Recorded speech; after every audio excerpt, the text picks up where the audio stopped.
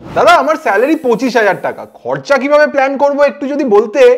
অবশ্যই, একটু কেন পুরোটাই বলবো, সেভ করে নাও। 25,000 স্যালারি অনুযায়ী নিজের দরকারি খরচা মানে রেন্ট বা হোম লোনের ইএমআই, খাওয়া দাওয়া, যাতায়াত, পেট্রোল, এই সমস্ত কিছুতে তোমার স্যালারির 60% মানে 15,000 টাকা লিমিট করার চেষ্টা করো। জানি বাজার দর আকাশ ছোঁয়া, কিন্তু ওই যে ওজন বুঝে আয়োজন। 20% মানে 5,000 যাক শখ মেটানোতে, মানে সিনেমা দেখা, জামা কাপড় কেনা, ফোন কেনা, এসবে। বাকি 20% মানে 5,000 লাগাও তোমার ফিউচারের জন্য। স্টেপ গুলো আমি বলছি। প্রথমে একটা এমার্জেন্সি ফান্ড বানাও, স্যালারির অন্তত 4 গুণ মানে 1 লাখ টাকা, যা আপদে বিপদে তোমাকে বাঁচাবে। তারপর মাসে 500 থেকে 1000 টাকা দিয়ে একটা হেলথ ইন্স্যুরেন্স করিয়ে নাও অন্তত 5 লাখ টাকার। বাকি 3000 টাকার মিউচুয়াল ফান্ডে এসআইপি করে দাও। একটা ফান্ডে নয়, 3টে আলাদা আলাদা ফান্ডে। এবার বাকি যে 1000 টাকাটা থাকছে ওটা খুব ইম্পর্টেন্ট, নিজের ওপর লাগাও। কোনো কোর্স, বই, স্কিল শেখা বা নেটওয়ার্কিং এর জন্য খরচা করো, যা ফিউচারে তোমার ইনকাম পটেনশিয়ালকে বাড়াবে। আর এই ইনভেস্টমেন্টটাই দেখবে তোমার জীবনের সেরা রিটার্নটা দেবে। তোমার কি মত কমেন্টে জানাও। আর আমি সত্যকে ফলো করছো মানে ফিউচারের দিকে এক পা তো বাড়িয়েই রেখেছো। Well done.